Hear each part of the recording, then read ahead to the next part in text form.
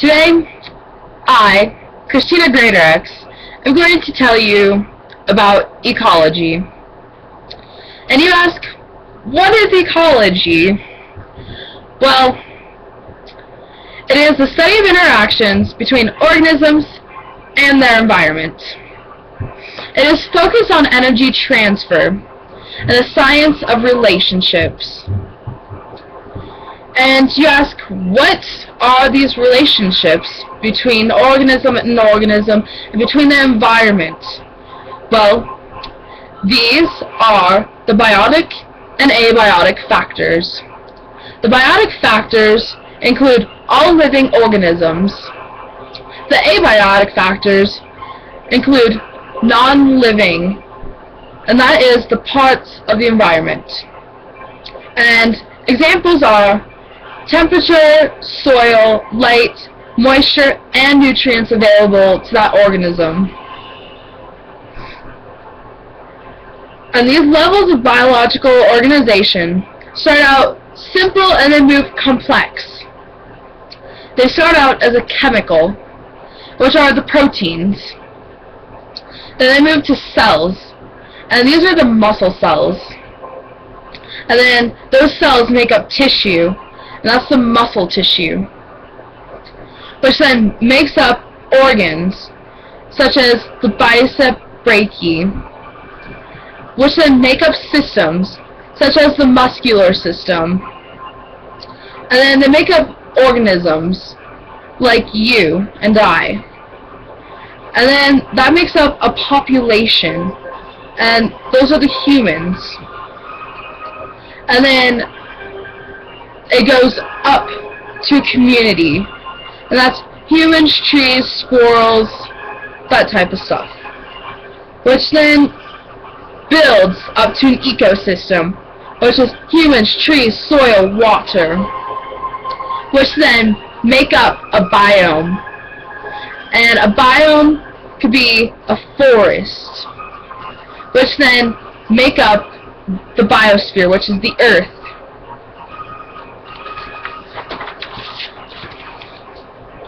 And in this biosphere, there are different types of energy, and some of these energies are potential and kinetic energy. Potential energy is stored energy. And there are two laws of thermodynamics. The first law is conservation of energy. And the second law is usable energy is converted into unusable energy. Energy flows through the ecosystem. It starts out as a radiant, and then it moves into a chemical, which is usable, and then it changes into heat, which is unusable.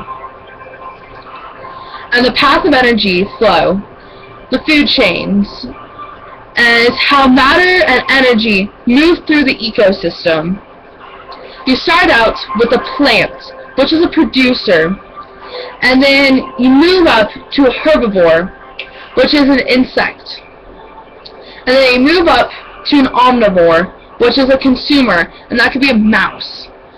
And from there, then you step up and you go to a carnivore, which is another consumer, and that could be an owl, for example.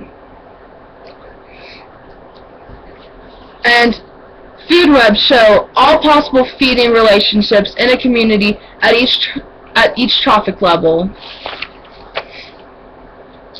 And biomagnification, or bioaccumulation, it's due to toxins in food chains.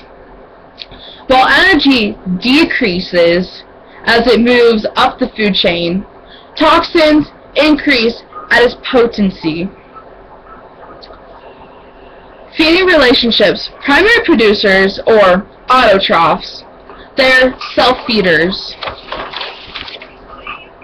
And examples of that would be plants, algae, and cyanobacteria. They trap energy from the sun's chemicals and convert it into carbs, and they are at the very bottom of the food chain. And then you have a consumer, and they're the other feeders that eat these producers.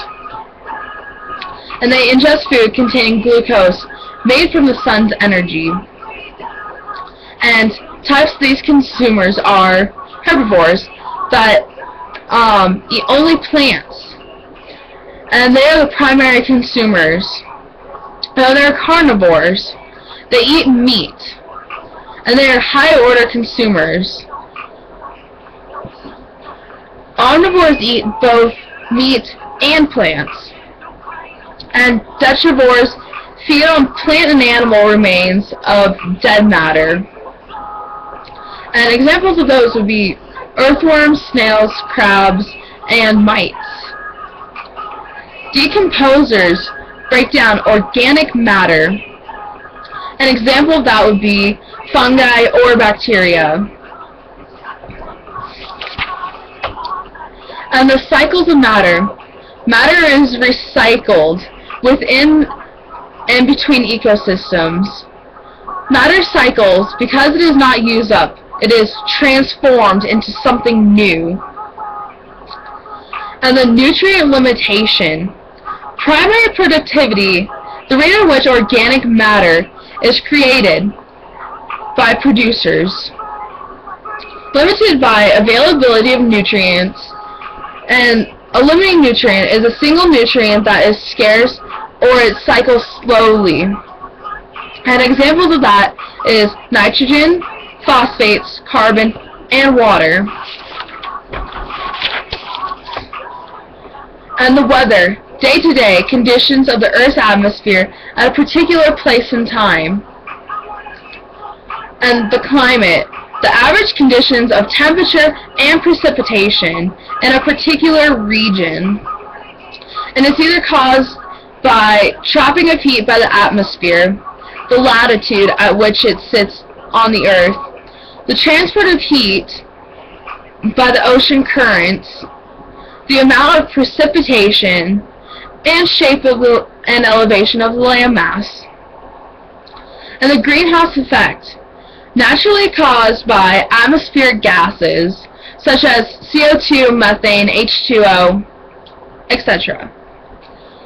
Allows solar energy to penetrate the atmosphere, preventing the heat from easily escaping. And there are 3 different climate zones. Polar, which is cold areas like Antarctica, and then the temperature ranges from hot to cold, and then tropical hot areas. And these climate zones are determined by latitude and the angle of heating. Transportation of Earth's heat due to unequal heating of the Earth's surface, and these influences are winds. Warm air rises, cool air sinks, and ocean currents and land masses. And a niche is determined by the tolerance limitations of an organism, or a limiting factor. And a limiting factor, any biotic or abiotic factor that restricts the existence of organisms in a specific environment.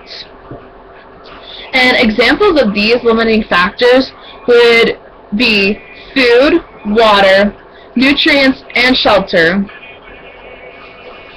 And 3 types of symbiosis. One is commensalism, and one species benefits and the other is neither harmed nor helped. And examples of this would be a clownfish and a sea anemone.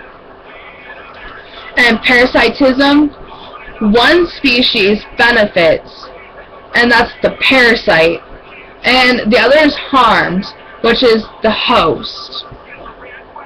And examples of this are leeches, fleas, ticks, and tapeworms. Gross, I know. And mutualism. It's beneficial to both species. And examples of this is cleaning birds, cleaning shrimp, and lichen.